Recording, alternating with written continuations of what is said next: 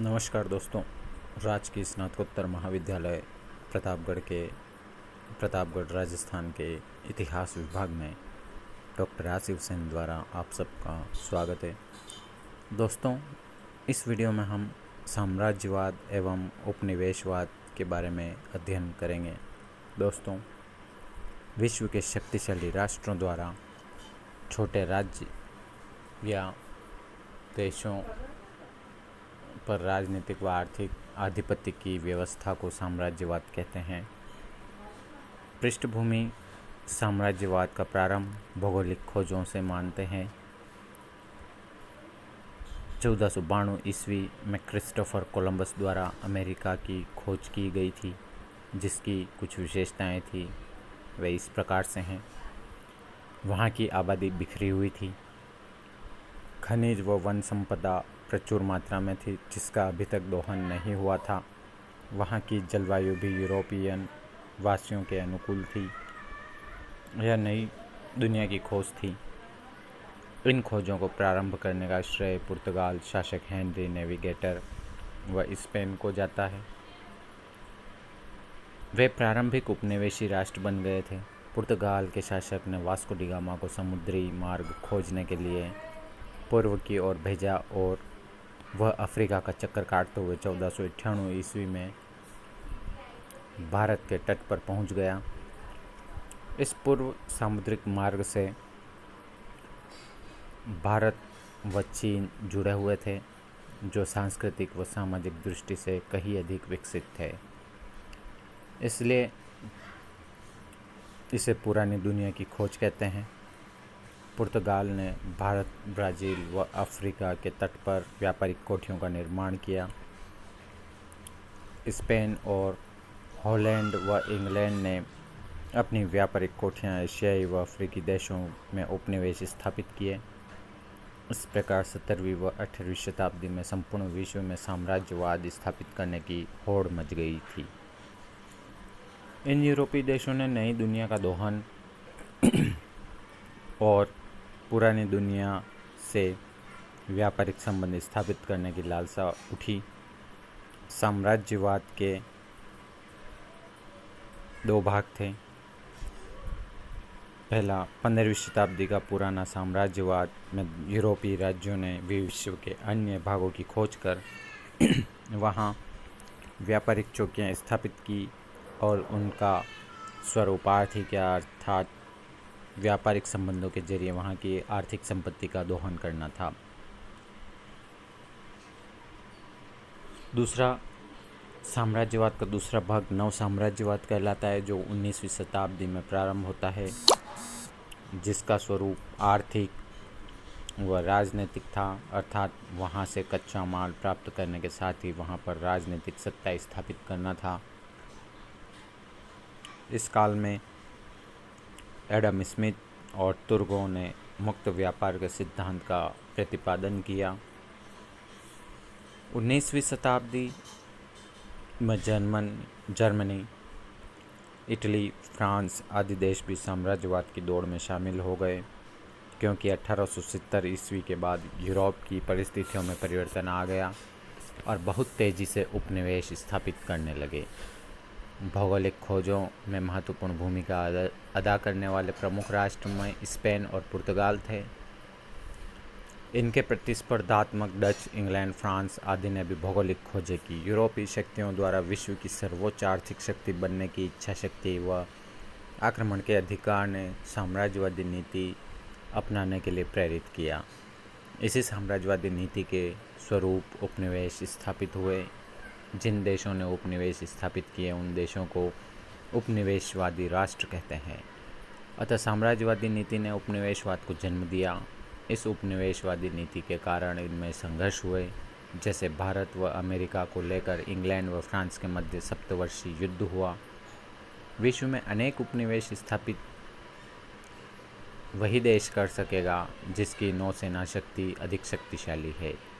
England, जो समुद्र की रानी कहलाता था, सबसे अधिक उपनिवेश स्थापित किए। 19वीं सदी तक इंग्लैंड ने पूरे भूभाग पर 1/4 व इतनी ही जनसंख्या पर अपना अधिकार स्थापित किया। दूसरा स्थान फ्रांस का था, जिसके पास कुल भूभाग का 1/8 भाग था। 18वीं शताब्दी में इंग्लैंड की उपनिवेशवादी नीति को बड़ा धक्का लगा जब 1776 ईस्वी में अमेरिका के 13 राज्य इंग्लैंड से स्वतंत्र हो गए।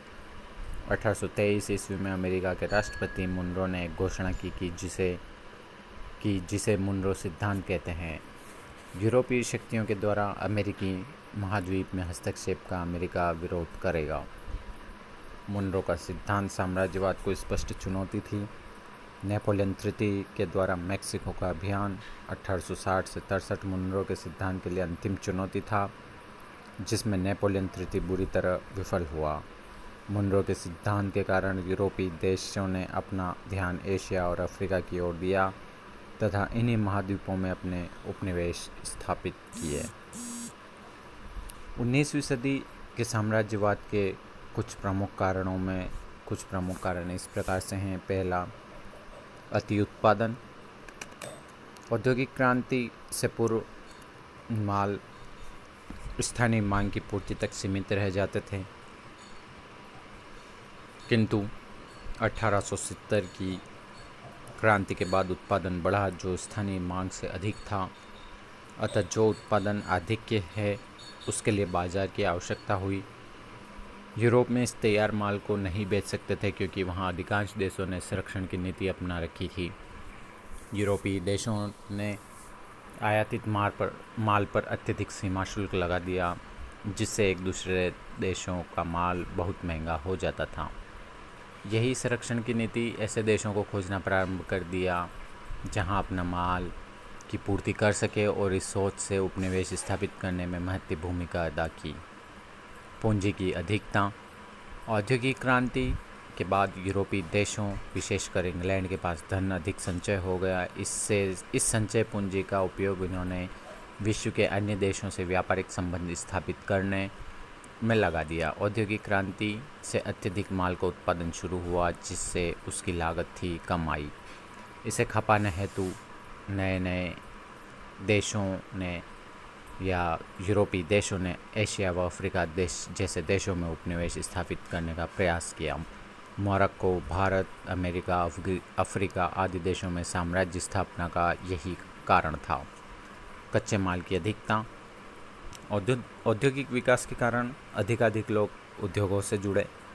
इससे खाद्यान्नों के उत्पादन में कमी आई। अतः ऐसे उपनिवेशों की आवश्यकता हुई जहां से खाद्यान्न प्राप्त कर सके, और खाद्यान्नों के उत्पादन में अमेरिका व भारत, मैक्सिको आदि देशों पर राजनीतिक अधिकार स्थापित किए गए।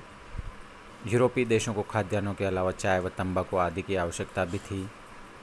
इसके अलावा जमीन और सस्ते श्रम की आवश्यकता औद्योगिक देशों के पास नहीं देशों को ज़रूरत थी। इसे पूरा करने के लिए कम विकसित देशों की ओर ध्यान दिया गया, जहां पर सस्ता श्रम भी था। जनसंख्या वृद्धि। यूरोपीय देश स्वास्थ्य सेवाओं के चलते एवं कम मृत्यु दर के कारण जनसंख्या वृद्धि में अप्रत्याशित वृद्धि हुई। इससे जनसंख्या पर दबाव बढ़ने लगा तथा आवश्यकताओं को पूरा करने की समस्याएं होने लगी। खाद्यान्न, कपड़े एवं बुनियादी आवश्यकताओं की पूर्ति नहीं होने के कारण यूरोपीय देशों ने उपनिवेशवादी नीति का अनुसरण किया। अमेरिका में इंग्लैंड ने अपने अपराधियों को वहां विस्थापित कर अपने देश से जनसंख्या का भार तो कम किया, किंतु अपराध को कम करने में भी मदद मिली। उग्र राष्ट्रवाद। अपने राष्ट्र को विश्व की महाशक्ति बनाने की इच्छा ने उपनिवेशवादी राष्ट्रों को जन्म दिया। जर्मनी व इटली के एकीकरण में जो राष्ट्रवाद पनपा, अब आगे उपनिवेश स्थापित करने की परिणति के रूप में परिवर्तित हो गया। अब यूरोपीय शक्तियों का यह प्रयत्न रहा कि समुद्री किनारों और मार्ग में पड़ने वाले द्वीपों को जीतकर अपना साम्राज्य स्थापित किया जाए। ईसाई मिशनरियों की भूमिका। साम्राज्यवाद के प्रसार में धर्म का महत्वपूर्ण स्थान रहा। यूरोपीय अन्वेषकों ने नए नए देशों की खोज की और वहाँ पर उस राष्ट्र के शासकों ने वहाँ पादरियों को भेजा। उनका मुख्य उद्देश्य होता था धर्म का प्रचार प्रसार करना तथा ईसाई धर्म लोगों को वहाँ के लोगों को कुछ लोभ देकर धर्म परिवर्तन करवाया। जो अपना धर्मांतरण करते वे स्वतः ही अपने धर्म से के राष्ट्र से सद्भावना रखने लगे। इनकी सुरक्षा का अधिकार मात्र राष्ट्र को मिला, जैसे फ्रांस को चीन में ईसाइयों की रक्षा का अधिकार मिला। अफ्रीका में तो इनका इतना योगदान रहा कि लगा वे ही उपनिवेशी हों। इंग्लैंड के डॉक्टर लिविंगस्टोन ने अफ्रीका के अंदर प्रदेशों में जेम्बेसी और कांगो नदियों की खोज की। वे वहाँ 20 वर्षों तक रहे और ईसाई धर्म का प्रसार किया, जिसमें उसने वहाँ सद्भावना और सहयोग का सहारा लिया। इन्हीं मिशनरियों ने भारत में भी उपनिवेश स्थापित करने में अपनी महत्वपूर्ण भूमिका निभाई थी।